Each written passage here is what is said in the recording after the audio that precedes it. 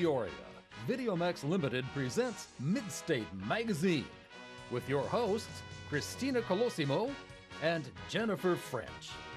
Your news anchors, Jewel Jones and Tierney Modgley. Sports with Cody Brutlag. Your news interviewer, Rachel Seacrest. And the Midstate News Team.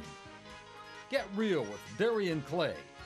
About Town with Courtney Shattuck. Let's Eat with Sherry Ellis. And In the Spotlight with our own Sandra Hollywood Hall. Street Team is with Daniel Shore, and State of the Arts features Matt Seneca. Our hosts, Christina Colosimo and Jen French, now welcome you to Midstate Magazine. Take it away, kids. To the first show of our season. Midstate Magazine. Hi, I'm Sandra Hollywood Hall. And I'm Daniel Dewey Shore. Whoa. So about our first show, what are we going to talk about? I mean, it's the first show of the season. It's the first time we've been on set together. This is the first time we're not coordinating. It's the first time we've said any of this. Well, this is the first time, for the first time, the last time, I'm going to tell you for the first time, what are we going to talk about? Could you repeat that one more time? I don't know. For the first time, I'm not going to repeat myself. All right. I wanted to start with something that's very close to my heart. Okay. My first day of preschool. Oh, Dewey. I've been kind of holding it in. I want to let it out. This is the first time to my express first yourself? day of preschool, going way, way, way back. Okay. Not only did I walk in, my mom walked out the door. I was left there alone. And I was crying. Oh. Bawling, actually. Oh, darn. How do I know this? Because luckily one of my friend's mothers had a video camera for the first day of school. Exciting. And that was also the first time I was on video. Oh, Dewey. Maybe. For the first time. I think so. So did you enjoy your first day of school? I did. Good. I enjoyed all the rest, too. Good. For the first day of Ta-da. preschool. Very exciting. What's your best first? My best first would have to be my first day of school. Why? I got my first time out and my first crush all at the same time. Ooh. So because Busy day. It was a busy day. Well, because I wanted my first crush is cookies and he didn't give it to me, I hit him. And I want my cookies. He gave it to me. Mrs. Mary told me to go sit down. I sat in timeout with him. That was my first day of preschool. Who but I got are the you? cookie. Who Hey, gets you have a kids in cookie. I preschool? want my cookie, okay? Your own So, but it's cookies. okay. Well, let's check out our first news. Want to? Yeah, let's see what's new. Okay, let's check it out with the news. Thanks, Sandra and Daniel. Welcome to Midstate Magazine. I'm Jen French. And I'm Cody Brutlag, and now let's take a first look at the news. The U.S. Postal Service has announced the release of a new 42-cent stamp to honor Abraham Lincoln. The new stamp was unveiled on the 200th anniversary of his birth, February 12th. The release of the stamp took place in Springfield, where Lincoln spent most of his childhood. Arson is suspected in an out-of-control wildfire blazing across Australia. With winds up to 60 miles per hour, the fire spread quickly. So far, the fire has taken the lives of at least 173 people. Officials say this is the worst disaster Australia has ever seen. The fire has left an estimated 50,000 people homeless and shows no sign of stopping. The Multicultural Center honored the Tuskegee Airmen earlier this week, the first African Americans to serve in the United States Air Force during World War II. The event helped kick off Black History Month with a presentation in the Marty Theater. This is Sherry Ellis for Midstate Magazine. Tonight we're here at the Marty Theater located in Bradley University Student Center. The students from the Multicultural Student Services have put together a great event with the heroes of World War II, the Tuskegee Airmen. We talked to one Tuskegee Airman on why he joined the military. Well, actually, everyone was just anxious to join the military because Pearl Harbor had been bombed. This is my country, and I felt as though I had to defend it just like everybody else. With the recent inauguration of the new President of the United States, this American hero was honored to again be a part of American history. That was indeed an honor because to have been invited to the inauguration as a result of being a Tuskegee Airman was really something special. And it was really an honor to have been invited. For Midstate Magazine, I'm Sherry Ellis. Thanks, Sherry Ann. Although no date has been set for Rod Blagojevich's criminal trial, his parade of television interviews continues unabated. Last Tuesday, Blagojevich appeared on The Today Show, Larry King Live, On the Record with Greta Van Susteren, and The David Letterman Show. Next week, we'll have Ashley Edlin with a look at whether Blagojevich's decision to stir up all this publicity is more likely to help or hinder his current legal situation. Lake Michigan has recently sparked interest among archaeologists who have discovered a number of strange stones placed on the bottom of the lake. Although some experts believe the stones to be the result of a natural earth formation, others think the stones could have been placed there by humans over 6,000 years ago. Research will continue to unravel the mystery behind these stones. A local hub is putting itself back on the map and in the blueprints. Nearly 60 years after it was built, the Peoria Airport gets a much-needed makeover. Midstate Magazine was there and has all the details. I'm staying on the same floors that were original to the Peoria 1950s airport. After about 50 years, Peoria Airport is finally going to get a new multi-million-dollar makeover, and we're here with John Baker to see what that means for Peoria and the surrounding community. In September 2008, ground was broken for the new Peoria International Airport. Former presidential candidate Ross Perot was at the groundbreaking to commemorate the naming of the airport after the late four-star General Wayne A. Downing, his former friend and associate. General Downing was also a Peoria native, and the current airport terminal is over 50 years old. The terminal is hoped to be completed by October 2010. It is a more than $60 million project. We do have the curved roof, kind of like air, water. We do have a lot of lights up in the ceiling, or not lights, glass in the ceiling to let in ambient light, kind of give it an open, airy feel. The building will have 40-foot high ceilings and a contemporary wavy roof, as well as more efficient heating and cooling facilities. The facility will be able to house more passengers and have 2 more gates, allowing for more flight traffic. It'll have more gates. Currently we have 7 gates. We'll have 9 in the new terminal, all jet bridge gates. We will have 3 ground boarding gates if we need to. It'll have a smaller footprint, fewer square feet, but it'll have more useful square feet for the passenger. The new airport keeps with the Peoria architecture, modeling itself after local buildings. The biggest thing is it will be in keeping with some of the new traditional architecture. We took a lot of stuff from the Civic Center, the way that was constructed, the materials, and some of the other newer buildings around the downtown. The multi-million-dollar construction project has been broken down into smaller projects so local Peoria contractors can take apart. This way, money can be fueled into the local economy instead of being funneled into an outside contractor. We think the city and the county and all the representatives that we have, want to present a good image to current employers, current customers, prospective employers coming in, viewing this. This is one of the first places they see when they get to Peoria, and the last place they see is they're leaving. And we want to present that good public image of what we stand for in the local community. Baker says construction and moving process should not interrupt flights in and out of the airport, but he reminds passengers to always arrive at the airport early to allow time to catch flights. And now let's go to Courtney with sports. Just when you thought the steroid era in baseball couldn't get any worse, it did. Third baseman Alex Rodriguez of the New York Yankees tested positive for steroids 6 years ago. He took performance-enhancing drugs while playing for the Texas Rangers during a 3-year period beginning in 2001. Even though Rodriguez said that he was responsible and deeply sorry, this could very well be the biggest moment in his storied and now scandalized career. Thanks, Courtney. A Los Angeles woman welcomed octuplets into her life last month, in addition to her 6 other children. In an interview with NBC, Nadia Suleiman said she just wanted one more girl for a growing bunch, but does not regret her decision. She currently lives with her parents in their 3-bedroom house and is not married. Well, that's all for the news. I'm Jen French. And I'm Cody Brutlog. Be sure to join us next week. And I'm Courtney Shattuck. Have a good evening. And thanks, guys. He does not believe what I just said. Okay. It was your first day of school. First day of school, Mrs. Mary, we introduced everybody, I was like, oh, hi, I'm Sandra, whatever. He had this chocolate chip cookie that was huge. I had this little bitty chocolate chip cookie, and I wanted his. So, of course, I ate mine. I was like, hi, Marcus. He was like, hi. He's like, no, I'm Marcus. Like, hi, I'm Sandra. Can I have some of your cookie? No. Why?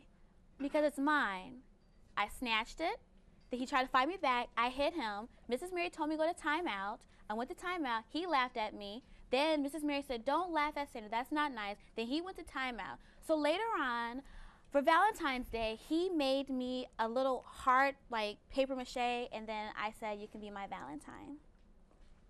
That's it. That's the story. That's the story of my life. All right.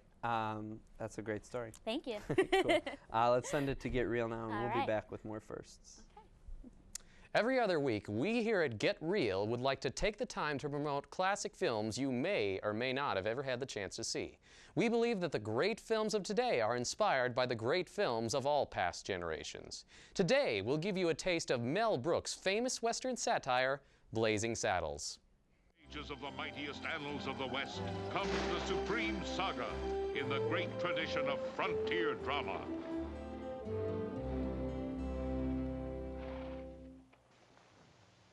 Schwarzes. The 1974 release of Blazing Saddles marked a permanent turning point in the history of American film. Set 100 years in the past, the film acts as a social commentary regarding race relations. What's your name? Well, my name is Jim, but most people call me Jim. Blazing Saddles is famous for using comedy to address the very root cause of racism and bigotry in America. Never before had this genre been used to tackle the subject in such a way. By parodying all the common elements of the traditional Western, director and producer Mel Brooks created an instant cult classic and made Americans realize that sometimes the only way we can move forward is by laughing together. While critics in the 1970s didn't accept the film with open arms, Blazing Saddles eventually gained the status of a cult classic. The film's sharp wit, comedic timing, and well-played satire made for a great piece of entertainment. With that in mind, I give Blazing Saddles a solid 2 thumbs up. For Get Real, I'm Stephen E. Mollering. I can't understand. Thank you, Stephen. It's okay. You don't have. It's okay. Put it like this: if you have a cookie, and I don't ask you to have it, Okay, just assume to all give right. it to me, and I'll say thank you. Great. I'll keep that in mind Okay. for Valentine's Day 2010. Valentine's Day 2009, I want you to know, was the first Valentine's Day that I did not officially have a Valentine. Why did you call me? In 2009. Why Go didn't ahead. you call me? I could have been your Valentine. I'm your. I mean, what? It's fine. It's okay. It's okay. You don't have to be your Valentine. Okay, Now, out of all the other Valentine's Day, why was this one? You didn't have a Valentine. I don't understand. You're Weather's been dewy. changing. It's been a roller coaster of, you know, sunshine and snowshine and. So what does weather have to do with a Valentine? I don't know. mean, You there's just- beautiful women all over, blossoming everywhere. You're telling me there's no Valentine? Blossoming everywhere. Yeah. What about your mom? She gonna have your Okay, but Valentine? hang on. All the women who have blossomed then had permafrost, Oh, and that's unattractive. it is. It very much is. Yeah, Well, I mean, I it's a don't want to problem. rub in. I had a Valentine, but I mean, I don't know if it's wasn't my first preschool crush, but I had my dad as my Valentine. Wow. Keeping it in the family. Keeping it I in the believe is family. where that phrase came from. Yes, he took me out to dinner. He bought me a nice little flower, but I think he gave the rest for my mother. But yeah, it was Sandra, just you need to get going because we're fine. going to do You know what? Spotlight. I'll just go to Spotlight. My first in the Spotlight. Great. I'm going. I'm going. Hello, and welcome to In the Spotlight with me, Sandra Hollywood Hall. Just this past week, the 51st Annual Grammy Awards was presented live on CBS in Los Angeles, California. For the 6th year, the awards were presented at the Staples Center.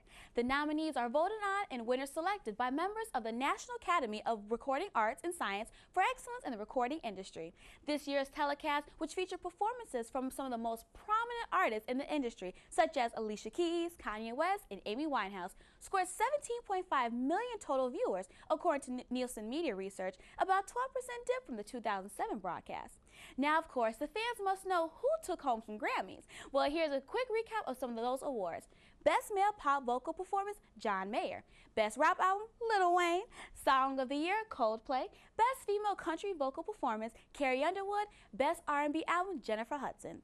Speaking of Jennifer Hudson, after her moving performances at the Grammys and the Super Bowl, Hudson's about to take the world by storm with a concert tour. The Oscar and newly awarded Grammy winner is set to hit the road on a co-headlining tour with R&B singer Robert Thicke.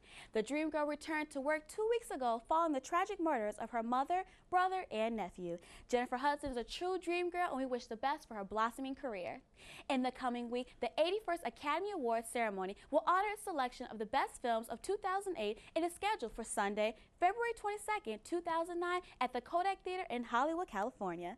This year's most nominated film is The Curious Case of Benjamin Button with 13 nominations, and Meryl Streep extended her lead as the most nominated performer with her 15th nominations. Stay tuned for the results. I'm Sandra Hollywood Hall, and as always, you can count on me to keep you in the know within the spotlight. Back to the set. Bye-bye. Whew. Okay. There she is. Safe. Now, I was doing some thinking in the midst of me talking about in the spotlight. You mentioned roller coasters. Multitasker. Just throwing that out. Go ahead. Kind of mentioned roller coasters. Now, you had this on roller coasters. Like, my favorite, let's see, Six Flags Great America. Oh, Cedar Point. Come on, tell me about your first roller coaster ride. Come on. Why are you had doing to have this a to me? favorite. You had that We Superman, talked about it. Batman. We talked about it, and I told you I've never done a roller coaster. I don't believe you. And now I you're don't believe embarrassing you. me. You're embarrassing I me. don't believe you. Okay, for those who are not home, Dewey has never rode a roller coaster. Why haven't you not been on a roller coaster? Please I've tell done me. similar things to roller coasters. Not avoiding the question, but I've done. Okay. I've been on shopping carts. Dewey, a shopping cart is not a roller coaster. Let me finish. Shopping carts pushed really fast. They do? In a store that's built on a hill, slant downhill. And Okay. I've done a tilt-a-whirl once. A tilt-a-whirl, okay. That can count. Pretty sure that comatose me for like 48 hours. Wow, well, those 40 hours must have been the best roller coaster ride of your life. I hate roller coasters. So, I don't want to do roller what coasters. I don't want to ride roller if coasters. this summer I don't want to talk about roller coasters. What if we took a trip somewhere to a roller coaster? I'd sit in the car. Fine. Well, let's just take a trip about town then to see what they have to talk about. Okay. Fine. Let's go to about town. Okay, but You have to take a roller coaster. Even though this winter has been bitterly cold, things have been heating up at the Cornstalk Theater with their winter lab productions. All season long, they have been providing Peoria with affordable entertainment that keeps you out of the cold. Next up on their winter schedule is the comedic play Moonlight and Magnolias, directed by Clifford Clark. Basically, it's based on the background information of David O. Selznick needing to finish the screenplay and find a new director because Clark Gable said, "Get rid of David Cukor or I'm walking." The play surrounds the behind-the-scenes problems and rumors that are said to have occurred during the filming of the classic movie Gone with the Wind. Some of these antics are said to have happened between the director and Clark Gable. This 3-act comedy was initially shown at the Goodman Theater in Chicago and soon came to Peoria with the help of Bradley alum Mike Reams. No, it's the first time it's been done in the area, actually. It was originally done in Chicago at the Goodman Theater in 2005, but this is the first time it's been done in this area. The Cornstalk Theater has been open for over 50 years and is almost entirely run by volunteers with some paid professionals. Its mission statement here in Peoria is to study, teach, and perform theater in all its phases, and to provide a practical and experimental environment for the creative artist. With its winter season coming to a close, don't miss your chance to see Moonlight and Magnolias at the Cornstalk Theater in Laura Bradley Park. The show runs February 20th, 21st, and February 26th through the 28th, and it starts at 7:30 p.m. And it's also on February 22nd at 2:30. Tickets for adults are $10, and students under the age of 18 are $7. For About Town, I'm Rihanna Pouncey. Thank you, Rihanna. Thanks, Rihanna. I'll say that. I haven't said it for the first time yet, so. Oh, well, fine. First time for Rihanna. everything. Thank you. Roller coaster. So so every time I see a grocery cart, I would just think of you in your first roller coaster ride. Beautiful. But I see where the show's going. All right. Now we're into the topic of things you've done that I haven't done, which is kind of hurtful. I think it's going to be a great season of us working together. Oh, we'll have a wonderful time. Yes. So. Yeah, keep going. The list, I'm sure, goes on. Okay, let's play a little game with this. All right. Have you ever wear nylons with orange shorts and a fitted top? Yep. Long hair? Mm-hmm. Pierced earrings? Yep. Have you ever worked at a radio station? Working with an audio board and doing commercials? No. Oh, that was my first job. Your first job at a radio station? First job was at a radio station, part-time in high school. Well, cool. Went well. Good for you. And look where it's gotten me. So you're on television. apparently I have a face for TV. Not for behind on the radio. Now, I gave you some clues of my job. Where do you think my first job was? Grocery store. Oh, yeah, I was pushing you on a cart. Yeah, that was my job. Amusement park / grocery store. No, not this round. All right, where? Hooters. I've done that. Oh, you've done that. So you were a Hooters hostess. So you greet the customers, seat them at their tables, pull out their menus, and say, "Welcome to Hooters. I am Dewey." Do you still work there? I actually do. I've upgraded. I am a Hooters girl now. Wow. Where has my life taken me? I thought I was a celebrity, but. No, well, it's okay. You're the first celebrity on a radio television show, and I'm the first Hooters girl on television. Maybe, hopefully, we don't know. Maybe. Maybe not, though. Maybe not. So with your first job, do you hope to do more with this? Yeah, we'll find out. But we'll find out? State of the arts first, and then we'll talk. Let's take it first there. Finish up. Okay. Here we go, state of the arts. University speech team, or as it is often called by the team members and coaches, BUST, has dominated the speech scene for the past 30 years. Winning 17 national team titles, they are truly a force to be reckoned with. Today we have with us one of the team's strongest links, senior international business major and Orange County native, Vanessa Carranza. Thank you for joining us, Vanessa. Thank you. So tell me about the speech team and what is it exactly that you guys do? Well, as you said, the speech team has been around for years. It was actually started by Armstrong, and back in the old days later on as well. But basically the team competes on a weekend basis. We have 2 national tournaments. They're both in April. One is called NFA, so National Forensics Association, and the other one is AFA, so Association of Forensics Association. It's kind of, they're both very strong tournaments to compete in. AFA has always kind of branched off of NFA, and so it's the ability to kind of compete on a regular basis throughout the year and then finally go to those national tournaments and show them what we got. Okay, so how can we find out more about the speech team? Oh, there's actually a website. It's www.bradleyuniversityspeechteam.com. All right. Yeah. Right now, Vanessa will be performing a piece made up of a collection of poems from the books written by Sandra Consineros titled Loose Women and My Wicked Ways.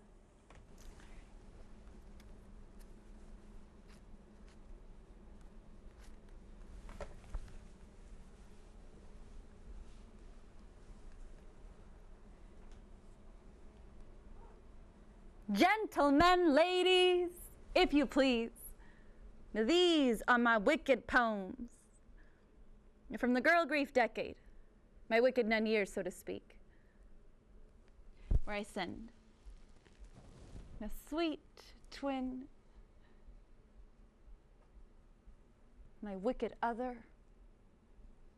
Now I am the memory that circles your bed nights, that tugs you taunt as moon tugs ocean. I claim you, all mine, arrogant as manifest destiny. Now I want to rattle and rent you in two. I want to defile you and raise hell. I want to pull out the kitchen knives, dull and sharp, and whisk the air with crosses. Me sacas lo mexicana in me. Now like it or not, honey, I sinned.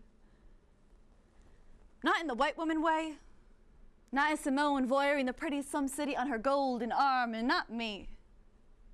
Tell me, now what does a woman inherit that tells her how to go?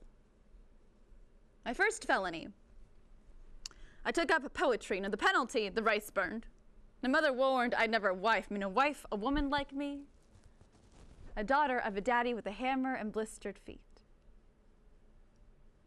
A girl with no birthright in the matter, whose choice was rolling pin or factory. An absurd vice. Now this wicked, wanton writer's life, and I choked the life my father plucked from me. And I leapt into the salamander fire, a girl who never roamed beyond her father's rooster. I winched the door with poetry and fled for good. And the years passed to where I sleep with a cat when no one will have me, when I can't give it away for love or money. Now I telephone the ones who used to love me. What you said was, I don't love you. Simply. Not once, not ever, not now, never, but then you took me home with you. because it was time to undress me. I mean, you took me home just like the other night, same tug, same urgency, made love to me, kissed me. I'm a pathetic lady. In other words, I'm an ordinary woman. And it's no secret. I'm here. My second felony.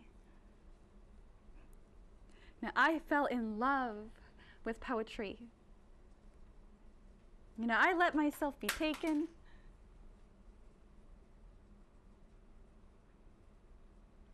Yet I was cold. And there was no love, new, old, to distract me. No mother, father with the wise, I told you, I tell you. All I wanted was to live with one before I turned complete. Now that one I could have desired like a prohibited sweet. Wonder now how I would have bellied his child, romanced enough. I was to believe I could verdun that husband. But they say I'm a beast and feast on it, when all along I thought that's what a woman was. Now they say I'm a bitch or witch, and I've claimed the same and never wins. They say I'm a macha, hell on wheels, viva la vulva, fire and brimstone, man-eating, devastating, boogie woman, lesbian. Not necessarily, but I like the compliment. Now I like the itch I provoke, the rustle of rumor like crinoline.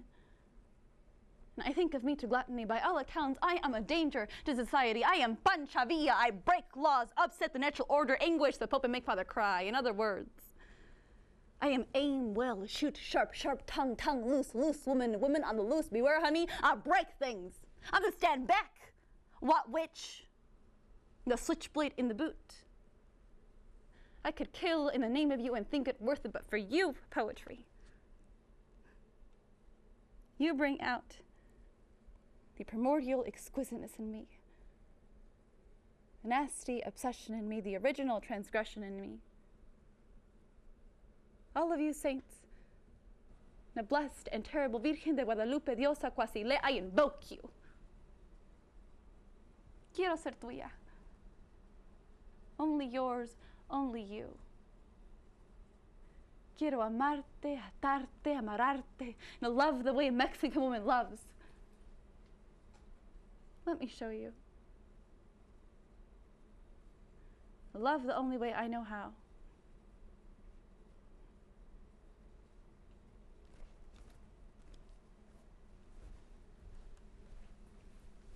Thanks for watching. Thanks for watching State of the Arts. I'm Ambria Hill, reminding you that you're never too busy to feed your soul with the arts. Wow. Wow, that was, yeah, good Bravo. job. Vanessa. That was Nice beautiful. job. That was my Listen. first like live speech performance. That Yeah. was beautiful. Thank you, Amberia. Thank you, thank you. Whew. As my first emotional breakdown of the day. So. My first too. Yeah. Ever since Saturday, but. It's okay about Saturdays.